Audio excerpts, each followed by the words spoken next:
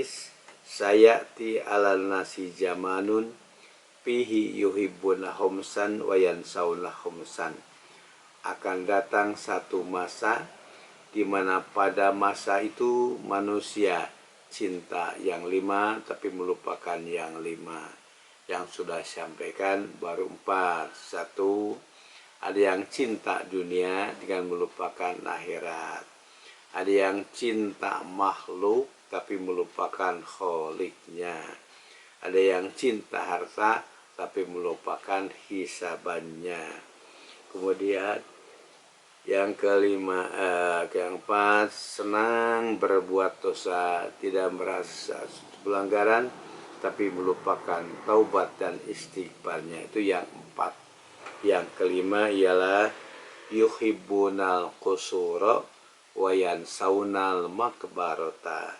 Cinta gedung, rumah yang mewah tapi melupakan makbaroh, kuburan, tempat yang akan kita tinggali nanti setelah mati kita. Rumah yang megah dengan segala aksesorisnya yang mewah ternyata akhirnya ditinggalkan juga. Dan berpindah ke tempat yang sangat sempit tipe RSSSS, rumah sangat sempit sisi solokan, yaitu kuburan. Jadi bukan RSS tapi RSSSS, nggak tahu berapa S-nya. Rumah sangat sempit sisi solokan. Mengapa sempit? Ya cuma 1 meter kali 2 meter paling banyak, atau 1,75 meter. Itu rumah yang sangat sempit, yaitu di kuburan. Ini pasti akan dijalani oleh setiap orang, baik yang percaya ataupun yang tidak, terhadap alam kubur dan siksanya. Kita senantiasa diingatkan setiap hari dalam setiap sholat dengan doa, Allahumma inni a'udzubika min azabil qabri. Ya Allah, aku berlindung kepadamu dari siksa kubur. Berarti ada 2 kemungkinan. Ada orang yang di saat dikubur mendapatkan kepuasan, kesenangan, kebahagiaan. Bahkan malaikat pun telah menyambut kehadiran mereka. Kata malaikat, salamun alaikum tibtum fadkhuluha khalidin. Selamat atas kalian, kalian beruntung, silakan nantinya masuk surga. Itu yang mendapatkan sambutan dari malaikat. Sementara ada juga yang mendapatkan sambutan, bukan sambutan tadi, tapi kemarahan dari malaikat menjemput mereka sampai menyatakan akhriju anfusakum, keluarkan nyawa kamu. Sekarang ini juga kamu akan disiksa. Nah, itulah yang harus juga kita perhitungkan. Dalam hadis Bukhari dinyatakan, idza mata ahadukum urido alaihi maq'aduhu qudwatan wa asyiya imanar wa imal jannah fayaqulu hadza maq'aduka hatta tub'asa. Jika mati salah seorang di antara kamu, maka akan diperlihatkan kepada dia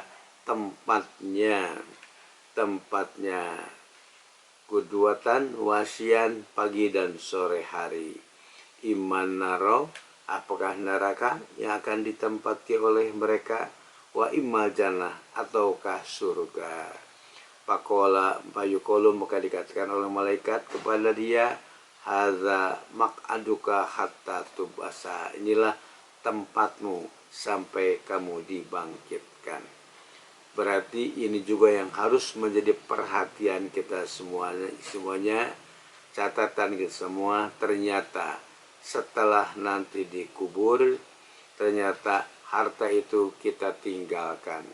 Harta kekayaan melimpah ruah kita tinggalkan. Akhirnya masuk kubur juga. Tidak ada kuburan yang luas, tapi ya kuburan bersama sempit saja. Nah, itu gambarannya kehidupan manusia dalam kubur. Maka tentu saja dalam hal ini perlu kita programkan bagaimana untuk meraih keselamatan kita di alam kubur nanti sebagai alam pembuka pintu gerbang untuk masuk pintu akhirat. Itu dari mulai alam kubur. Ternyata dunia yang kita cintai, harta kekayaan yang kita terus harta kita kumpulkan, akhirnya kita tinggalkan. Dalam satu hadis dinyatakan bahwa yang akan mengantarkan manusia ke alam kubur itu 3,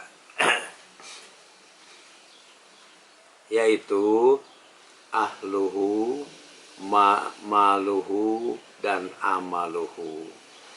Yatba'ul mayyita, yang akan mengantarkan mengikuti mayit ke alam kubur itu hanya 3.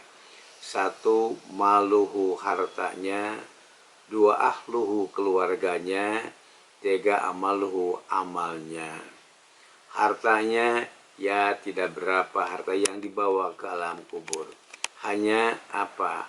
Ya hanya kain kapan saja yang ia bawa. Dijahit pun tidak. Itu hartanya.